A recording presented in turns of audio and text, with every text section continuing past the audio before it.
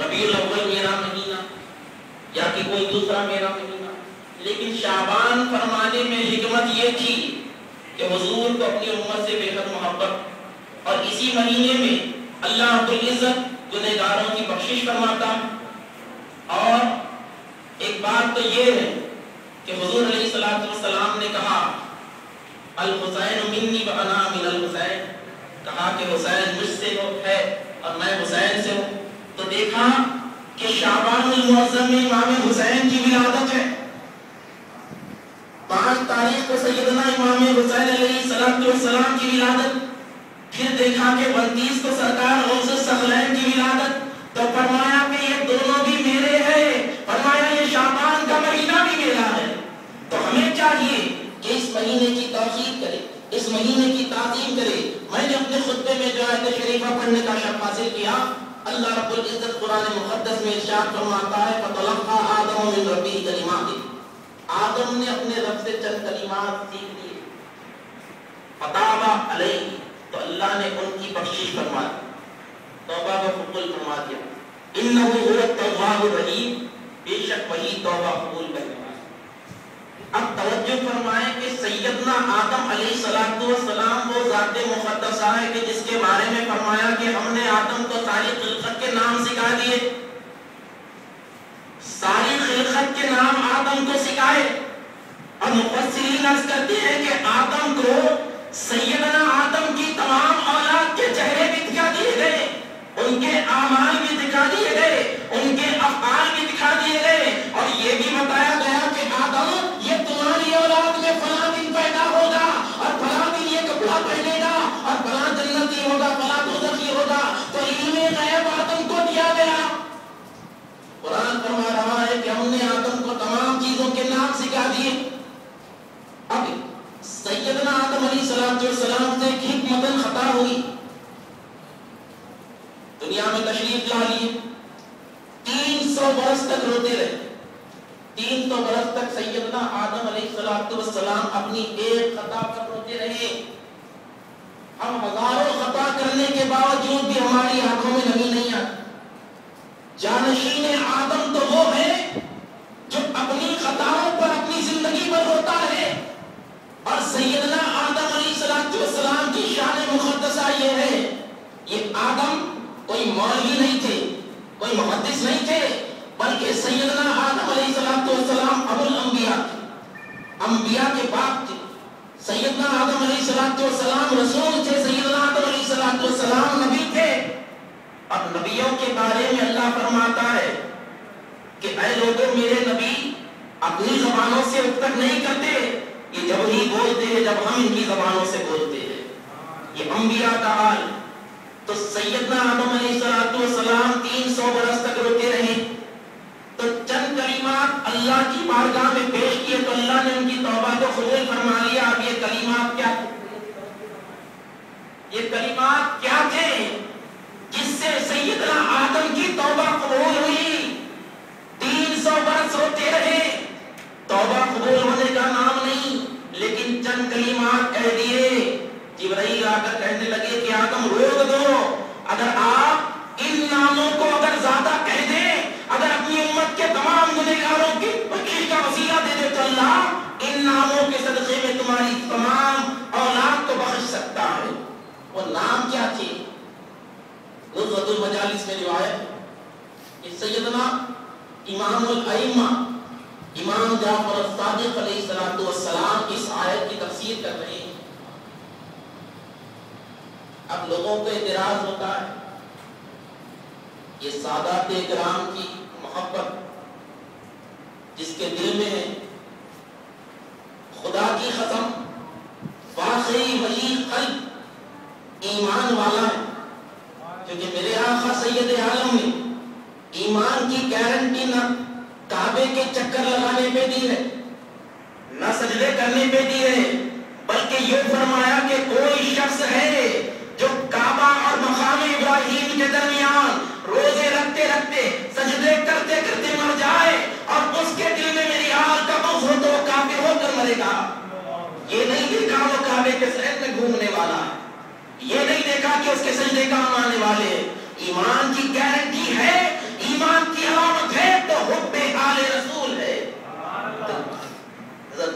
شہزادہ حضور غوث العظم سید محمد صدیق قادری جانشین بندگی پاشا قبلہ تشریف فرما تو عرض کر رہا تھا آیت شریف کی شرح کر رہے ہیں سیدنا امام جعفر صادق علیہ السلام. آپ روایت پیش کرتے ہیں کہ سیدنا آدم و حضرت حوا رضی اللہ تعالیٰ عنہ جنت میں ٹہل رہے تھے, جنت کی سیر کر رہے ہیں.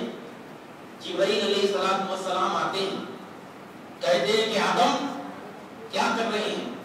کہا کہ جبرائیل جنت کی سیر کر رہا ہوں. کہا کہ آئیے آپ کو چند مخصوص چیزیں میں آپ کو دکھا جو آپ کے کام آئیں. کہا کہ ٹھیک ہے.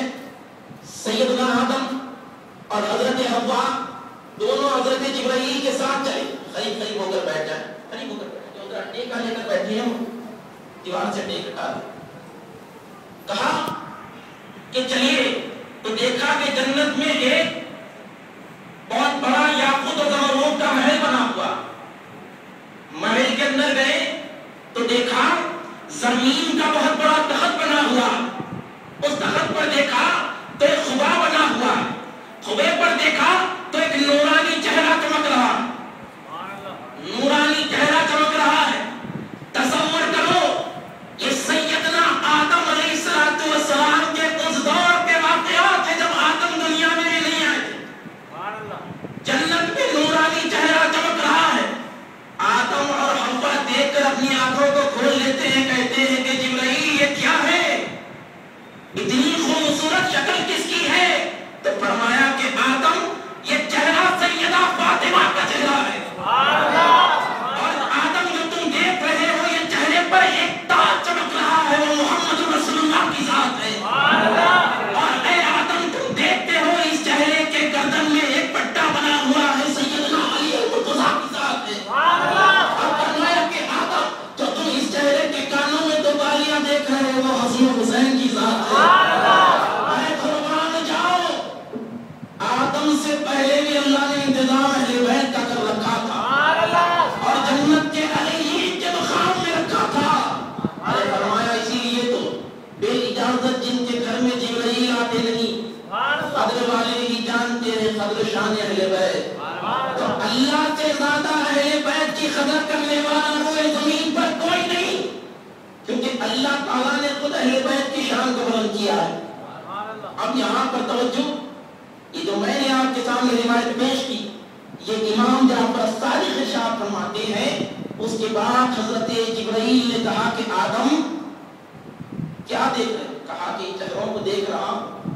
اب حضرت آدم چہرے کو دیکھتے دیکھتے نگاہ اوپر کی تو لکھا ہوا تھا انا محمود وہذا محمد, انا اعلی وہذا علی, انا الفاتح وهذا فاطمة, أنا الأحسن وهذا الحسن, الحسان مني وهذا الحسين.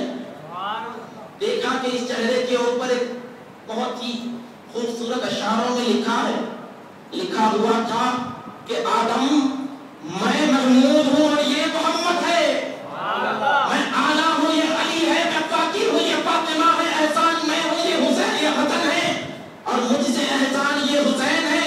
اب بول کر چلے جانا تھا. فرمایا کہ آدم یہ ناموں کو یاد رکھ لیجیے, آدم یہ ناموں کو یاد رکھ لیجیے, تمہارے کام آئیں گے. حضرت جبرائیل کہتے ہیں یہ تمہارے کام آئیں گے. اب یہ وہ آدم تھے جس کے بارے میں قرآن فرماتا ہے وَعَلَّمَ آدَمَ أَسْمَاءَ اللَّهِ ثُمَّ عَرَضَهُمْ عَلَى الْمَلَائِكَةِ. کہا اے ہم نے آدم کو تمام چیزوں کے نام بتا دیے اور فرشتوں پر عرض کیا. یہ وہ آدم کو جبرائیل کہتے ہیں کہ آدم دیکھ لو یہ تمہیں کام آئیں گے. جب خطا ہوئی حکمتاً 300 برس تک روتے رہے. ایک دن خیال آیا کہ جبرائیل نے کہا تھا آدم یہ ناموں کو یاد رکھو. کہا اللہم. اب مفسرین نے الگ الگ اندازوں میں بیان کیا. کسی نے ربنا ظلمنا کیا ہے پیش کی, کسی نے اللہم بحق محمد پر روک دیا. یہاں پر امام جعفر صادق فرماتے ہیں مجدد المجالس میں روایت ہے کہ سیدنا آدم نے اپنے ہاتھوں کو اٹھا کر کہا اللہم بحق محمد علی فاطمہ یا باقی احسن، یہ بولنے ہی والے، یہ بول ہی چکے تھے، جبرائیل آ کر کہتے کہ آدم بس کر لیجیے، اللہ نے آپ کی توبہ قبول فرما لیا۔ تو یہ وہ مقدس رات ہے کہ جس کے بارے میں میرے آقا سید عالم ارشاد فرماتے ہیں کہ میری امت کے تمام خطاکاروں کی بخشش ہو جائے گی سوائے ان کے جو خاکی رحم ہے، جو اپنے رشتوں کو توڑتے ہیں۔ اب آگے کی تقریر حضرت کریں گے۔ اب کئی لوگ جادوگر بھی ہیں، سود خور بھی ہیں، شرابی بھی ہیں۔ یہ رشتے کے بارے میں بول کر اپنی تقریر کو سمیٹ لیتا ہوں کیونکہ مجھے بھی مسجد فیضیہ نکلنا ہے۔ کہا کہ سب کی بخشش ہو جائے گی، جو اپنے رشتوں کو توڑتا ہے اس کی بخشش کبھی نہیں ہوگی جب تک کہ وہ توبہ نہ کرے۔ اب رشتہ دنیا میں میرے بھائی بہن ہیں، میرے دوست احباب ہیں، ان سے میرا رشتہ ہے، جب خبر میں چلے گئے تو یہ رشتے منقطع ہو جائیں گے، لیکن ایک رشتہ ہے جو قیامت تک باقی رہنے والا، ایک رشتہ ہے جو قبر میں بھی کام آنے والا ہے۔ فرمایا ینقطع یوم القیامت کل سبب من نسب الا سبب من نسب۔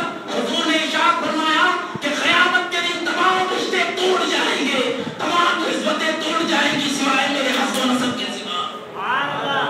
ہر کوئی پریشان نظر آئے گا محشر کے عالم میں سوائے جس سے میرا رشتہ ہوگا اور جو میری اولاد سے منسوب ہوگا، وہ بالکل بے خوف ہوگا، ہر چیز سے باخبر ہوگا۔ تو فرمایا حجۃ الوداع کا موقع ہے۔ ایک روایت آپ کے سامنے عرض کر اپنی گفتگو کو سمیٹ لیتا ہوں۔ حجۃ الوداع ہے، 2 لاکھ صحابہ کا مجمع ہے۔ اب یہ صحابہ کرام کا مجمع تھا، کسی عام مولویوں کا مجمع نہیں تھا، اور بولنے والے سید الانبیاء تھے اور سننے والے حضور سیدنا صدیق اکبر کی ذات تھی، فاروق اعظم کی ذات تھی، عشرہ مبشرات تھی، بدری بھی تھے، حنینی بھی تھے، احدی بھی تھے، خندقی بھی تھے، الغرض جہاں نصرت جہاں کساران مصطفیٰ کا جرمت تھا، سب حضور کو تک رہے تھے۔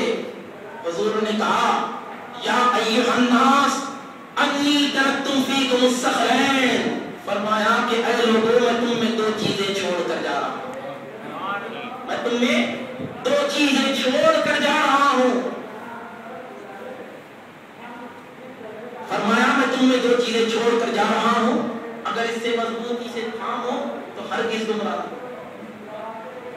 صحابہ سے خطاب ہے، فرمایا یا رسول اللہ آپ پر ہمارے ماں باپ قربان، جو مقدس چیزیں ہیں وہ کون سی ہے فرما دیجئے۔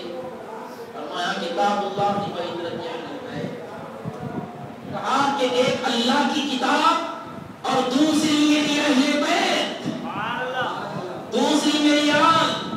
یہ نہیں کہا ایک اللہ کی کتاب دوسری صحابہ کی جماعت، یہ نہیں کہا ایک میری کتاب، یہ نہیں کہا ایک اللہ کی کتاب ایک تابعین کی جماعت۔ چاہتے تو سرکار صاحب شریعت تھے، کہہ دیتے تھے، لیکن فرمایا کہ اللہ کی کتاب اور میری اہل بیت۔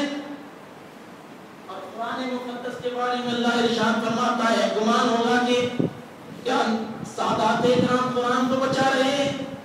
ہرگز نہیں۔ فرمایا اِنَّا نَزَّلْنَا وَعَدَ الذِّكْرَىٰ وَإِنَّا لَهُ لَحَافِظُونَ۔ فرمایا کہ ہم نے اس قرآن کو اتارا اور ہم ہی اس کی حفاظت کرنے والے ہیں۔ تو اہل بیت سے قرآن کو جوانے کا مقصد کیا تھا؟ تو فرمایا حضور علیہ الصلوۃ والسلام نزا کے عالم میں ہے، صحابہ کرام حضور کی عیادت کے لیے آئے، دیکھ کر رو رہے ہیں، سرکار بے قرار ہو جاتی ہیں، پوچھتے ہیں کہ اے صحابہ رونے کا مطلب کیا ہے؟ تمہیں کس چیز نے غم زدہ کر دیا؟ کس چیز نے تمہیں غم زدہ کر دیا؟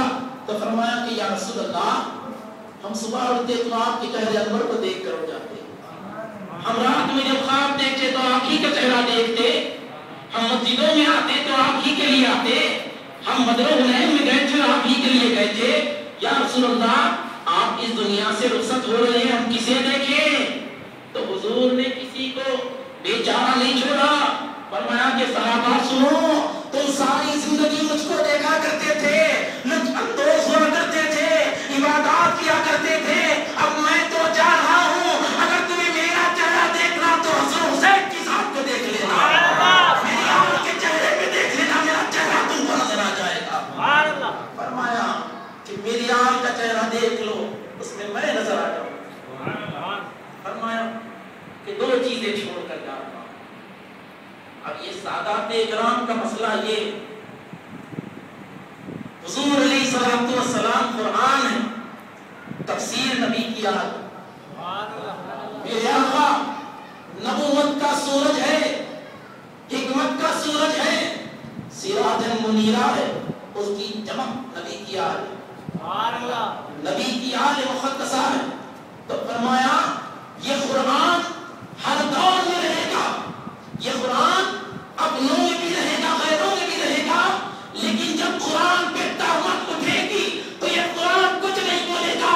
جب قرآن کو مٹانے کے منصوبے بنو امیہ والوں نے بنائے تو قرآن خاموش تھا، بولتا قرآن اٹھ کر کھڑا ہو گیا، امام علی مقام کی ذات اٹھ کر کھڑی ہو گئی۔ یہود و نصارہ نے چاہا کہ اسلام کی تعلیمات کو میری امبیڈ کر دیا جائے تو قرآن نے تو کچھ نہیں کہا، غوث آدم بول اٹھے۔ ہندوستان کی سرزمین پر اسلام کو دفنایا جا رہا تھا لیکن قرآن نے کچھ نہیں کیا، خادر اعظم بول اٹھے۔ تو پتا کیا چلا کہ اے لوگوں سنو، میں تم میں دو چیزیں بھاری برکم چھوڑ کر جا رہا ہوں، جب تم اس کو تھام لو گے تو یہ خود بولنے لگے گی، تمہارے لیے یہی کافی ہو جائے گا۔ تو یہ ارشاد صحابہ کرام کے لیے تھا۔ یہ مقدس صحابہ کی زندگیوں کو اٹھا کر دیکھے۔ عبداللہ ابن مبارک ایک بہت بڑے مفسر ہے، ایک بہت بڑے محدث ہے، یہ اتنی بڑی شان والے تھے۔ بغداد میں ایک قائد بغداد ہی میں رہتے تھے، کئی سفر سے آ رہے تھے، توجہ فرمائے میری تقریر کو میں آخری اختتام کی منزل پر لے جا رہا ہوں۔ تو دیکھا ہارون رشید کا دور تھا، خلیفہ ہارون رشید اپنے محل کی دیوار پر بالا خانے پر کھڑا ہوا تھا، دیکھا کہ عبداللہ ابن مبارک آ رہے ہیں تو شہر کا شہر ان کے پیچھے چل رہا۔ وہ جس گلی سے گزرتے ہیں لوگ تبرک کے لیے ان کے قدموں کی دھول اٹھا کر لے جا رہے ہیں۔ دیکھا کہ گلیوں کی مٹی ختم ہو رہی ہے تو ہارون رشید نے اپنے وزیر سے کہا کہ وزیر اعظم یہ تو بتاؤ یہ سلطنت کس کی ہے، یہاں پر حکومت کس کی ہے؟ تو کہا کہ امیر المومنین حکومت تو آپ کی ہے۔ کہا کہ میری طرح کی حکومت تو ان کی ہے۔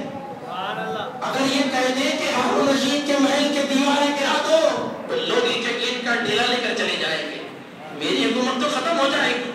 تو اتنے بڑے محدث جب بغداد میں آئے تو اعلان کیا کہ ہم اس سال حج کرنے والے، ہم اس سال حج کرنے والے ہیں۔